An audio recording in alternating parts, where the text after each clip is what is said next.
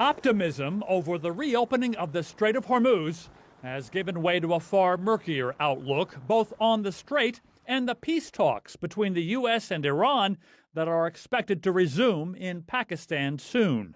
The Iranian foreign minister's announcement that the strait is now open, a reward for the Israeli-Lebanon ceasefire, sent President Trump on a victory lap.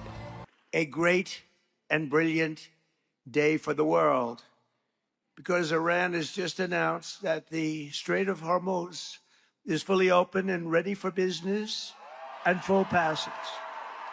But the Iranians are still making clear they are deciding who gets through the strait, and saying they would continue to charge tolls on ships for as long as the current temporary ceasefire runs until next week. And Iran's parliament speaker is now warning that if Trump does not lift the U.S. naval blockade on Iran's seaports, then Iran will shut down the strait again. Trump says he won't lift that blockade until a final ceasefire deal is signed. On Iran's enriched uranium buried deep underground, the Iranians say they will not be giving that up to the U.S. Trump says they've already agreed to do just that.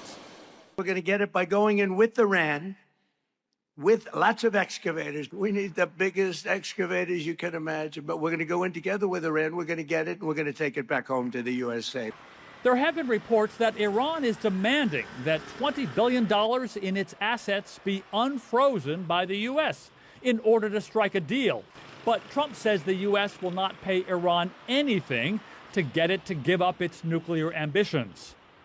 Trump is brushing off all these differences, sounding as if a peace deal with Iran is all but signed. We're getting along well, but who knows? Who knows with anyone, but who knows with Iran in particular? This process should go very quickly, and that most of the points are already negotiated and agreed to. European nations, part of the NATO alliance, announced they would form a multinational defensive force to move in and keep the Strait of Hormuz safe for passage when conditions get better.